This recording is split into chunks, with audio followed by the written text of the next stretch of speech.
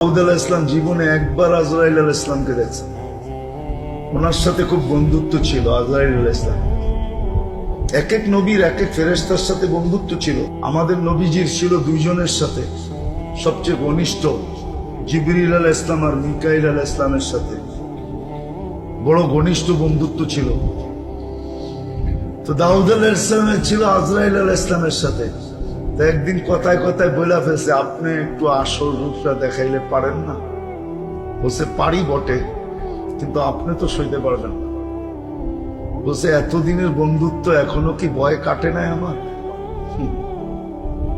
এতদিনের বন্ধুত্ব এখনো কি ভয় কাটে নাই আমার?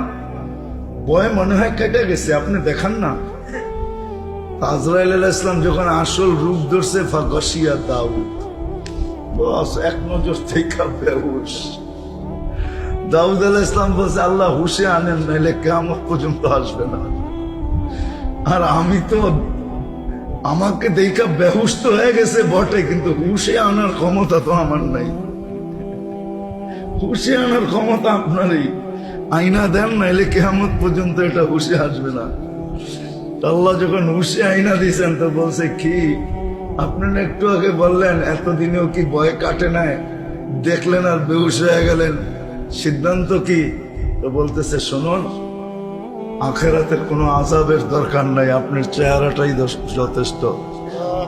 খালি যদি আপনাকে দাঁড় করে আর একে আপনার সামনে বহায় দেয়, তাইলে এটা আমার মতো বারবার হুশে আসবে আর বেহুশ হবে, হুশে আসবে আর বেহুশ হবে, হুশে আসবে আর বেহুশ হবে।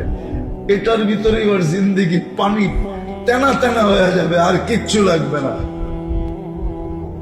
তেনা তেনা হয়ে যাবে, আর কিচ্ছু লাগবে না। এরকম বিকট চেহারা আজরাইল আলাইহিস সালাম।